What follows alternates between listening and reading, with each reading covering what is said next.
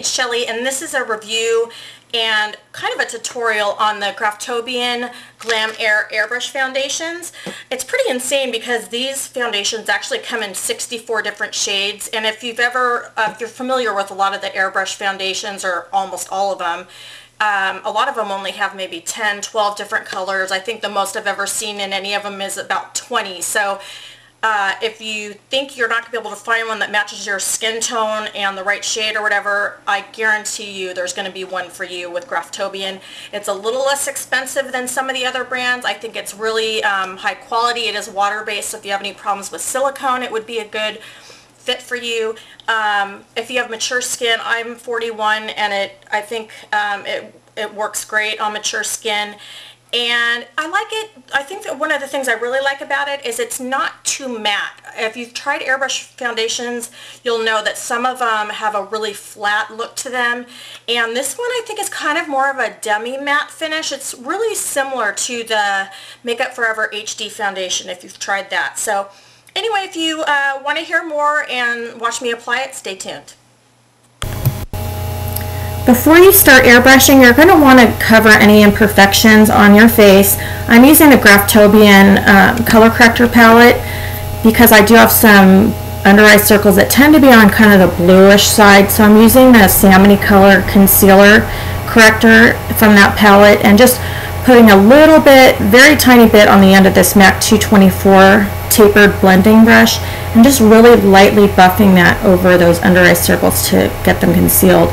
A little bit goes a long way with these color correctors, and you don't want to put anything on too thick because it'll actually show through the airbrush foundation, and that will take away from you know, making your skin look flawless. So just with a really light hand and very little, I'm just you know kind of just buffing it into the skin. And as you can see, it did a good job of covering the under eye circles. Now I'm actually using their HD Cool foundation palette, and these are really highly pigmented foundations. Normally what I do if I'm applying it as foundation is I mix it with some mixing medium, but because I want to use this as concealer, I'm just using it straight. Again, just a very tiny bit. I'm buffing it into my eyelids, and the reason I'm doing that is I want to cover the veins and any discoloration on my eyelids, and it helps give you more of a flawless look once your foundation is applied. It also helps your eyeshadow to go on more true to color, and it also gives your eyeshadow something to stick to, kind of like an eyeshadow base. And now I just dipped it in there a little bit more because I have a little bit of redness between my eyebrows there. And then I have a spot, I know you can't see it on camera, but I do have like a little blemish up there that I'm just buffing it to cover that. And then on my cheeks I have some broken capillaries and age spots, so I'm really just lightly buffing it into those areas, you know, to cover that. And now I'm taking, I don't have the correct color unfortunately, but I know I'm between these two colors of airbrush foundation, so I'm just going to mix those together by back bubbling. And you really only need a few drops of each, so I think 6 drops is about right to cover the whole face. And so I'm putting a few drops of each in there, covering the tip and back bubbling by pulling back on the trigger. So that's mixing the two colors together.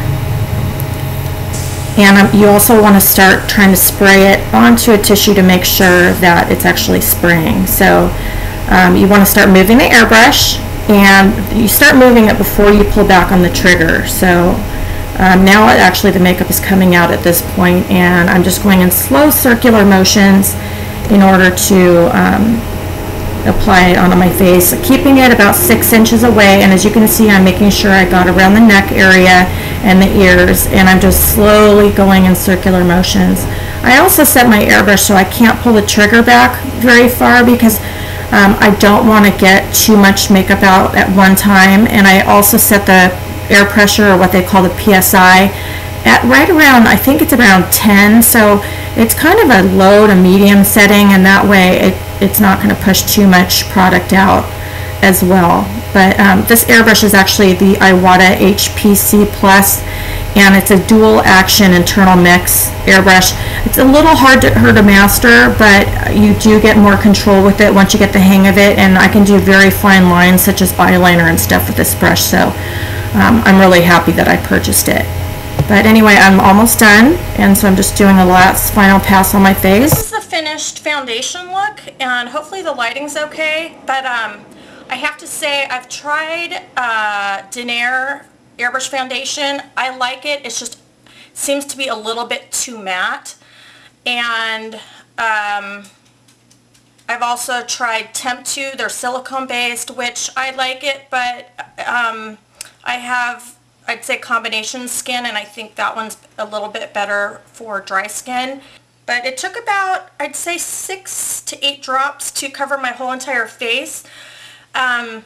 Definitely the key to this, though, if you're going to conceal beforehand, I highly recommend their concealer or using a little bit of the HD cream foundation. And I'm talking, you need the tiniest. I just scraped off a little bit with this spatula and put it on this. And as you can see, the concealer that I had there, just a tiny bit, and I buffed in my MAC, I think this is the 224. I just went ahead and buffed that in and then lightly buffed it into my skin. So it corrected the spots on my face that needed to be covered, but it wasn't like anything heavy. So when I sprayed the airbrush over it, it doesn't look like I have a ton of makeup on. So anyway, if you have any questions about it, please let me know. Don't forget to comment, rate, and subscribe, and I'll see you in my next video. Bye!